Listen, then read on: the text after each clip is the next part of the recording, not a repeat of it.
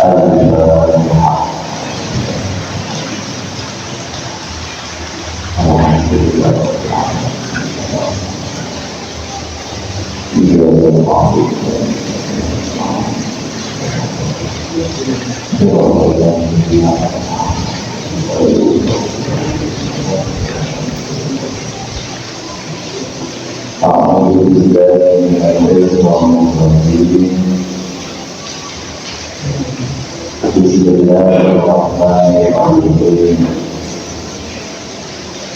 Alhamdulillahirabbil alamin. Wassalatu wassalamu ala asyrofil anbiya'i wal mursalin. Sayyidina wa maulana Muhammad wa ala alihi wa sahbihi ajma'in. Subhanaka la ilma lana illa ma 'allamtana innaka antal 'alimul hakim. Rabbi shrah li sadri wa yassir li amri wahlul 'uqdatam min lisani yafqahu qawli. Rabbi yassir wa la tu'assir, Rabbi tanzil khairan. Qala mu'allif rahimahullah wa nafa'ana bihi wa bi'ulumihi wa bi asrarihi fid dharain amin. Kita masih melanjutkan tentang perintah Allah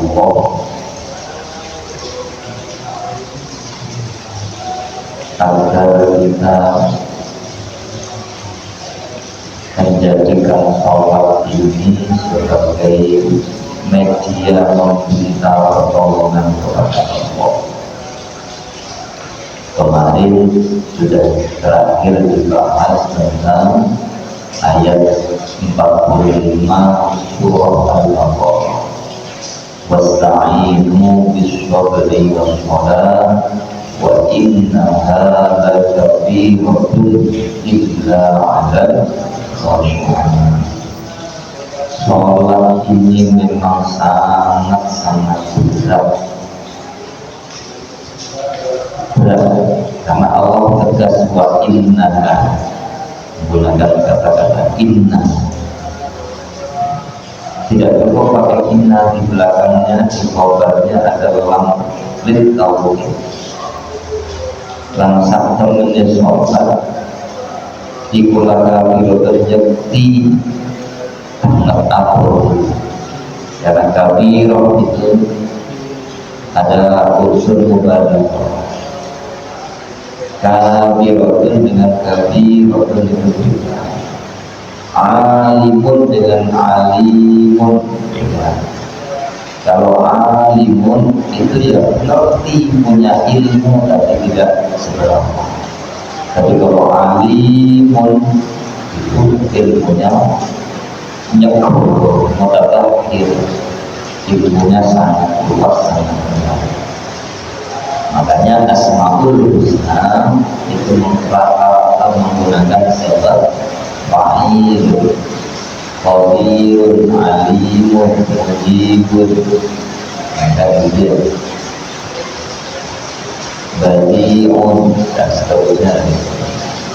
Muhibun itu memang menunjukkan ada nilai mubalaghah sangat baik.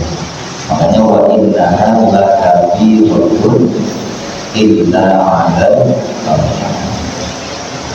Sholat itu memang teramat sangat berat. Siapapun pasti mengalami itu, pasti merasakan itu. Hanya satu orang atau satu golongan yang tidak merasa berat menjalankan sholat. Siapa itu? Al-Qur'an. Makna pengertian definisi ta'rif ta'rif khashiin, orang yang khusyuk itu siapa? Kalau dalam ayat ini, pada ayat selanjutnya, alladzina yazunnuna annahum mulaqu rabbihim wa annahum ilaihi raji'un. Kalau ulama tafsir berbeda-beda, ada yang menambil khashiin, orang khusyuk itu orang yang taat luar biasa, orang yang mengikuti tuntunan Al-Quran itu juga bermakna. Orang yang takut dari kepada Allah itu juga macam-macam penafsiran kita gunakan. Tapi biasanya makna gampang atau begitu orang yang konsentrasi dalam sholat. Tapi itu makna khusyuknya bahwa ini sifat label yang ditempelkan, yang disematkan kepada orang yang tidak hanya terjadi saat dia sholat.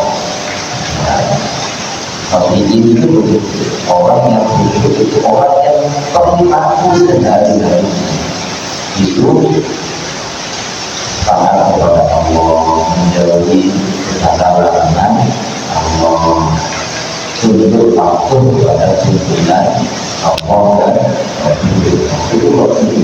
Bukan hanya pada saat menjalankan sholat. Kalau dalam kehidupan sehari-hari akan tidak seperti itu, apalagi pada saat sholat. Makanya dan ada karena kehinaan di hari Allah karena Allah berkata itu ketika beliau berperang satu saat tertembus tertembus anak panah tubuhnya terbakar anak panah. Jadi kalau mau dicabut beliau merasa kesakitan, tapi akhirnya beliau mengatakan ini aja cabut anak panah ini saat saya sedang sholat. Cabut anak panah ini saat saya sedang sholat. Apa sudah ternyata begitu dia sholat itu dia tidak melupakan selain Allah.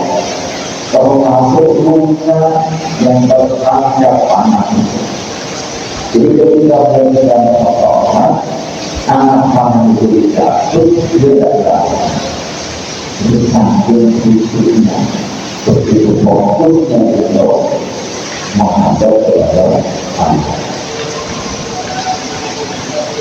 Sampai tidak jadi kita semua kalau tidak mengatakan ini terjadi. Ada lagi itu waktu kalau tidak Sayyidina Ali Sayyidina Ali menjawab tetapi itu sambil hidupnya waktu dia sholat rumahnya habis terbatas dia datang sedang sholat rumahnya terbatas sholatnya di dalam rumahnya habis terbatas dia tidak tahu-tahu rumahnya terbatas.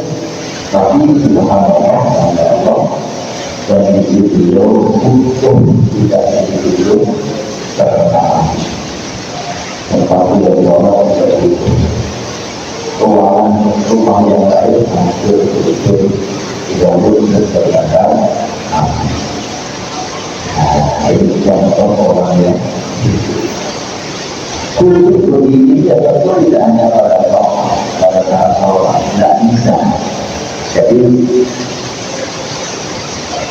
orang tidak khusyuk itu harus diproses sejak awal. Jadi langkah-langkah untuk menuju sholat yang khusyuk itu bukan kok dimulai pada saat dimulai sejak dari rumah. Dimulai sejak dari rumah. Banyak orang yang berangkat ke masjid ke sholat untuk berniat sholat berjamaah itu sudah dianggap sebagai bukan betul-betul melakukan, tapi lahir batin orang ini sudah fokus menuju kepada Allah. Maka wajar ketika Nabi Rasulullah memperkenalkan yang tidak repot untuk itu, tidak repot, karena disiapkan sudah di-prepare sejak awal, sejak beberapa waktu sebelum berada masjid. Kita kan dulu dalam masjid yang berbawa itu tiga orang dari mana-mana. Kalau orang-orang soleh, orang-orang yang dekat dengan Allah, jadi berangkatnya itu sudah berkondisi fokus, muncul, makanya kata Nabi, kalau kamu berangkat ke masjid dan sekolah untuk sholat berjamaah, berangkatlah dengan kaki tanggul tenang, jalannya tenang, kalau pada buru-buru apalagi nanti kalau sudah masuk di masjid di sholat, menangis dengan rokaat itu kan nggak usah menangis jauh dia berada di dalam yang dia rokaat hukum kalau ada tidak terjadi jalan saja berangkat pantai tapi dengan fokus tenang sampai ke masjid atau karena di situ kita berproses menahan hati dan pikiran. Itu ya, khusus itu tidak dimulai dari makanya saya pernah ditanya orang kebetulan tempat sendiri dan kebetulan juga dia ini kan muslim tapi hanya saya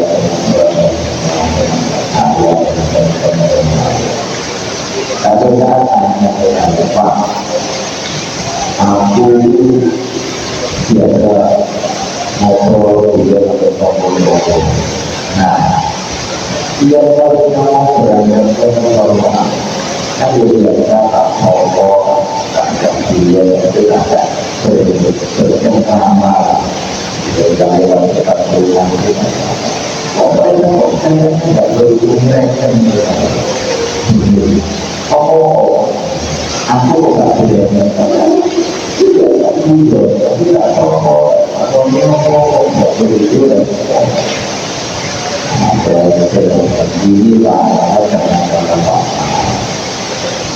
ini pak tapi sebenarnya saya sudah kok mengenai nggak keren mulai dari jamaah mulai masuk tidak sama nah itu memang ada dalam kami dari yang itu kalau berangkat ke masjid membawa untuk sholat berjamaah itu memang harusnya tenang, tidak ada yang dimarah, tidak ada lagi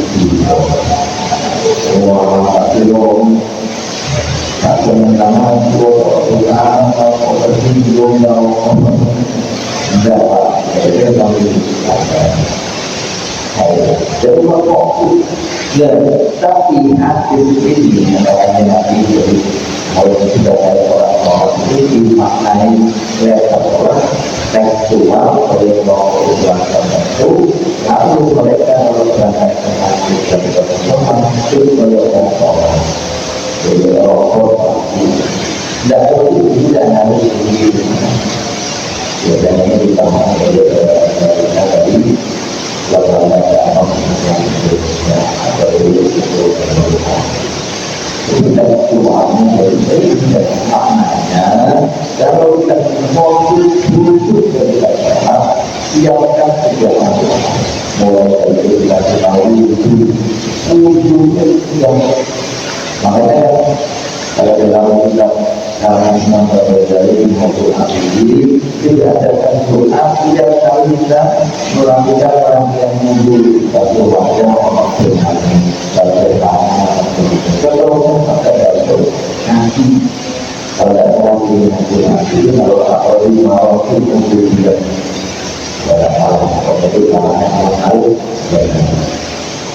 kalau ada kalau itu berarti karena persiapan menuju sholat itu persiapan yang luar biasa kita bayangkan Kalau kita dipanggil Pak Bupati atau Pak Wali Kota, mau tahu dia mau ketemu menghargai beliau, apa mau kedatangan beliau di perjalanan yang luar, ya, tidak mungkin penampilan kita asal-asalan.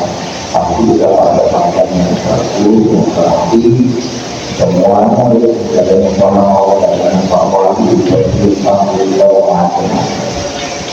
Kenapa? Karena kita sadar rumah kita atau minta dan kedatangan kamu itu jadi orang-orang itu yang datang kita datang kepada Allah, menghadap Allah, mau berkata Allah, mau ngomong dengan Allah. Kita tahu siapa Allah. Kalau memang kami pada tidak ada tidak seperti itu, apalagi dengan Allah. Makanya yang mohon maaf, boleh dalam kamu, boleh jangankan mereka dapat mereka boleh. Kok kita bisa bagi laki-laki usul sampai jempol tutup, ya, dalam pakai celana usul yang lain bagi mau termasuk sah, secara hukum itu. Tapi seperti yang saya katakan kawan-kawan, itu aku ada sudah yang paling pokok, paling rendah. Aturan bagaimana? Yesah kamu ini sampai kita angkat ini. Menghadap Allah dalam kondisi seperti ini. Orang itu ada pakai kain tidak mungkin atas bawah, orang boleh pakai kalungan apa yang lupa. Nah, konteksnya ada. Orang haji orang yang mati kenapa itu menunjukkan tahu merendahkan diri, menghinakan diri di hadapan Allah, dan betul-betul hina di hadapan Allah, merendahkan diri di hadapan Allah. Sampai-sampai pakaian yang boleh dipakai hanya dua merendahkan diri, tidak boleh. Jadi ya, kita ulang lagi awalnya ini sifat yang melekat pada seseorang yang tercermin dari perilaku sehari-hari. Makanya sampai tadi sudah berasa sudah mengusiakan ini yang benar. Sekarang hadis terjadi yang diriwayatkan oleh Imam Abu Dawud radhiyallahu anhu. An Abdillah bin Muhammad bin Hanafiyyah diriwayatkan saking Abdillah bin Muhammad bin Hanafiyyah. Qala in talaqtu ana wa abi ila sibrin ana ila akhiri dahu qala. Maknanya kalau dalam pokok Abdillah Dawitin tolakku ana wa'abi indahu in tolakku ana wa'abi ilahi in tolakku budal pokok berangkat zahabah in tolakku budal pokok ana tegesi insun. Jadi ini untuk presiden ini menafsiri menjelaskan apa presiden wahdi dan bapak insur ila sihrin maring monomo atau bisa ila sihrin maring monomo bisa wana berlito minal ansori kan setengah sakit sahabat ini betul-betul asli Madinah dan beragama tujuannya apa? Saya sama bapak saya mendatangi desa atau mertua saya, mertua bagi anak desa dari bapaknya. Nah, dulu hale nyambangi sebuah insun yang sirik Jadi kebetulan mertua saya itu hati sakit, lalu saya sama bapak hasilnya kenyamanan dia. Begitu kita sedang ngobrol dan bercengkerama, tiba-tiba datang waktu sholat. Pahal baru ngomong itu, sholat itu waktu ini sholat.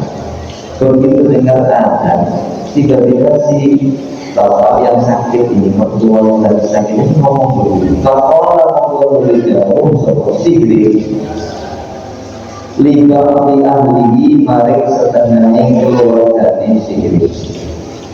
Jadi ngomong kepada sahabat saya yang ini, jariah ini kadang-kadang dimaknani tidak perempuan, tapi juga bisa dimaknani anak perempuan.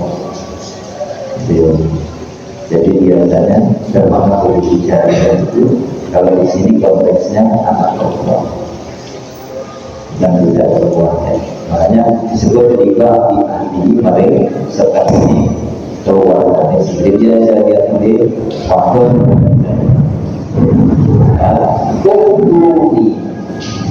Tuhuni tegak masyarakat yang ingsun biwaduin maunya dipatah biwaduin kelawan banyu wudu, bukan wudu itu perbuatannya kalau waktu medianya sama biwaduin kelawan banyu wudu la'ali supaya ingsun iku usul sholat sopo ingsun fatas tariha haknya dibakar maka usul sebagai jawab dari Islam haknya pak sebabnya fatas tariha mongko sebagai amreka sopo ingsun. Nah ini unik, beliau tidak disebut namanya siapa. Jadi ketika beliau sedang sakit, bayangkan sedang kondisi sakit, terus tiba-tiba terdengar azan sholat, maka beliau langsung menyuruh salah seorang keluarganya, tolong ambilkan saya air wudhu, saya mau sholat. Padahal kondisinya lagi sakit. Tujuannya yang patas hari mengkor sebagai amal nafsu, saya boleh istirahat. Ini ya, masuk sholat justru sebagai sarana untuk beristirahat atau mencari ketenangan. Patas hari mengkor sebagai amal nafsu, amal istirahat, amal anteng sebagai. Jadi ternyata memang ajaran Nabi itu begitu. Sholat ini adalah tempat atau sarana media paling ampuh untuk mencari ketenangan hati, ketenangan hati. Beliau lagi sakit, merasakan sakit yang serba enak. Ya keluar sakitnya ini dan itu, beliau merasa enak semua. Beliau ingin melepas semua ketidaknyamanan sakit itu dengan sholat. Artinya apa? Ketika beliau sholat, maka sakit itu hilang. Gak kalau air akhirnya antem, air tenang terbang. Kan di Nabi berkata seperti ini. Keluarganya tidak tahu kenapa kok alasannya kok mau sholat dan nanti dia tenang. Padahal beliau sedang sakit. Akhirnya kalau ada Sopo Abdillah yang tadi menceritakan, begitu mertuanya atau besan ini minta wudhu mau sholat, langsung keluarga yang lain lupa jenengan yang sedang sakit kok malah mau wudhu mau sholat, ini bagaimana? Apalagi tujuannya biar tenang, biar bersenang. Karena orang-orang yang ada di situ yang berada di sekitar beliau sedang sakit itu tidak setuju. Karena mengingkari seperti itu, dari kain menggunakan utuni dibakuin, kalinya mesti utuni dibakuin. Kami tidak setuju kalau anak sakit, panas tinggi, terus nanti kalau terkena air apakah tambah panas selesai. Pokoknya intinya dilarang. Nanti saja kalau sudah ada kepentingan, jangan bisa sholat. Sholatnya pun bisa dengan ayam, tidak usah pakai bumbu. Maksudnya begitu keluarganya. Bahkan karena mengingkari sebuah isu dan jika ingin membunuh hukumi tadi, alaihi tidak sihir. Begitu ditolak sama keluarganya, apa boleh dikatakan? Faqala Allahu jalla sihir. Sami'tu Rasulullah sallallahu alaihi wasallam yaqul iktabu sami'tu Rasulullah. Sami'tu Rasulullah sallallahu alaihi wasallam yaqulu hadithu seperti itu. Aku berdoa, aku ini dengan aku tahu dengan dia. Jadi, ya Bilal, fa'alimna bisalah. Kan dengan jauh nanti dengan dia. Bilal berdoa kepada saya. Perintah kepada ya aku harus jauh kepada Allah. Ya Bilal, ya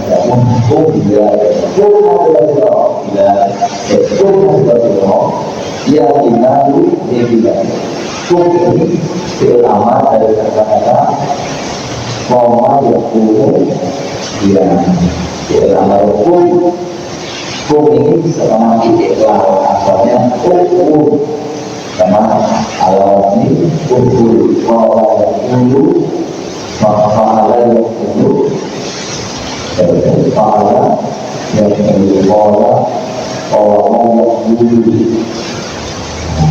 orang yang dulu tentang hukum dalam hukum mengingat kalau kopi kita dalam konsep dari lagi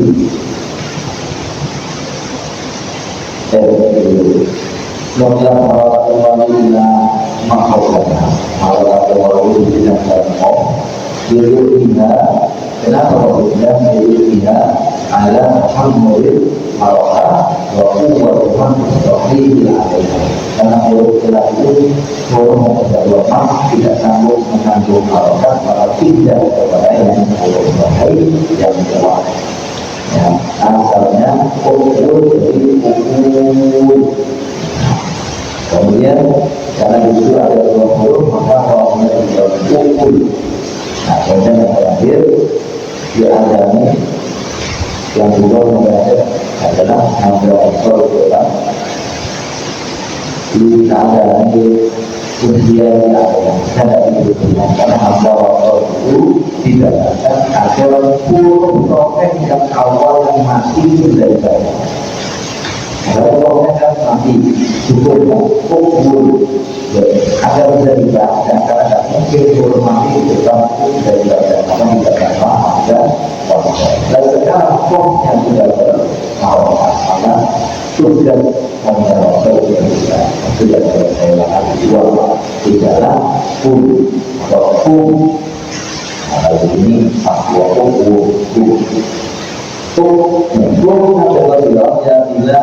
bilangnya bilangnya bukan tapi Fa'alim ngomong ngasok rosil istirahat ngomong insur bismillah Fa'alim ngomong ngasok membuat saya ngasuh istirahat Fa'alim ngomong ngasok rosil bismillah aku tahu tentang Indonesia nyuruh Alhamdulillah untuk melampak beliau sendiri agar bisa kalau beliau sudah sakit terbalik sakit begitu anda bisa beliau tidak meminta memerintahkan sahabat beliau untuk memaafkan agar kalau beliau bisa berdiri setelah berdiri beliau tidak berjalan menuju ke masjid.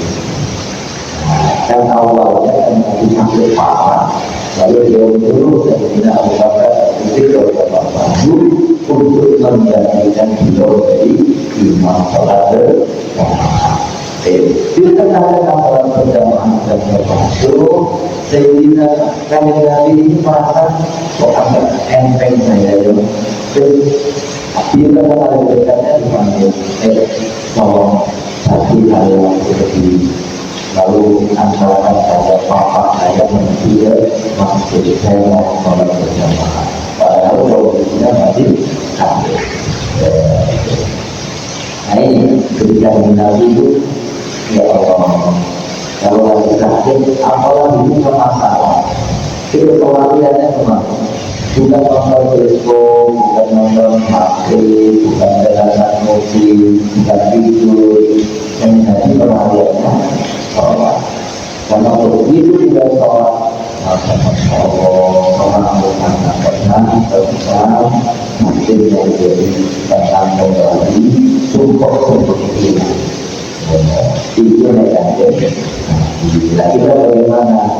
Ya ini ulang walaupun berapa persennya yang belajar dulu, menjadi sholat, bersamahan, percayakan diri kepada Allah.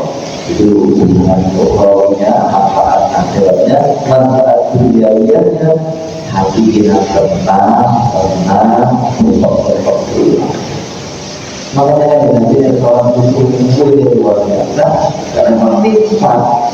Dan kita kan selama ini ada itu kan menunjukkan bahwa kita tidak menikmati sholat. Kalau menikmati sholat, Masya Allah, Rasulullah kalau awal sholat yang awal itu bukan hanya banyak rakaatnya, tapi apanya sholat itu sampai kakinya bengkak, tak merokok. Jadi apa? Dia kan saksi nikmatnya. Untuk hidupan maka kaki bengkak pun tidak terasa. Sebenarnya sholat ini menjadi media kita untuk menenangkan diri, mencari ketenangan. Bukan saja untuk mandi dan menjadikan dari tujuan untuk ini yang walaupun kita membicarakan tentang itu ya ada belajar dalam meniru Rasulullah SAW. Mudah-mudahan Allah menghormati dan bersyukur kepada kita menjadi orang yang semakin baik dengan Allah Subhanahu wa taala. Amin ya rabbal alamin.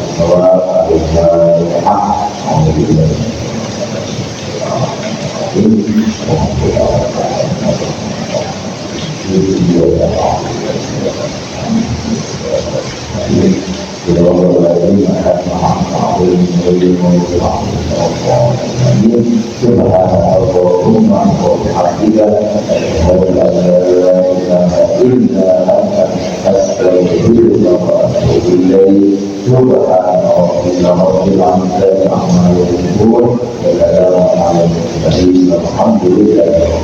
Terima kasih. Assalamualaikum warahmatullahi wabarakatuh.